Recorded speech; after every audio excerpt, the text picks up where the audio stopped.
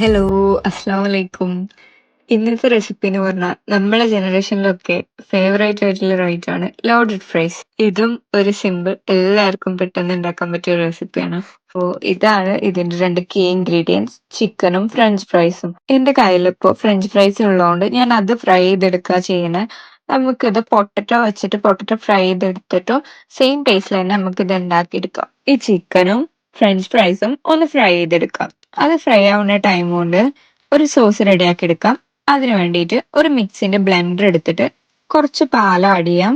അതിലേക്ക് ഒരു 5-6 വെളുത്തുള്ളി, കുറച്ച് ചില്ലി ഫ്ലേക്സ്, ആവശ്യത്തിനുള്ള ഉപ്പ്, ടൊമാറ്റോ സോസ്, കുറച്ച് വിനീഗർ, പിന്നെ സൺഫ്ലവർ ഓയിൽ ഇത്രയും ആഡ് ചെയ്തിട്ട് അതൊന്ന് ബ്ലെൻഡ് ചെയ്തിട്ട് ഒരു സോസ് ആക്കി എടുക്കാം. അപ്പൊ ഇതാ സോസ് ഇവിടെ റെഡിയായി വന്നിട്ടുണ്ട്. നമുക്ക് ഫ്രൈ ചെയ്യാൻ വെച്ചതൊന്ന് നോക്കാം.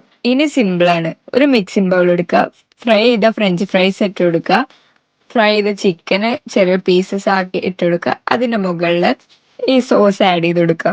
ഇനി ഇത് മിക്സ് ചെയ്തെടുത്താൽ നല്ല സിമ്പിൾ ടേസ്റ്റി ലോഡഡ് ഫ്രൈസ് ഇവിടെ റെഡിയാണ്.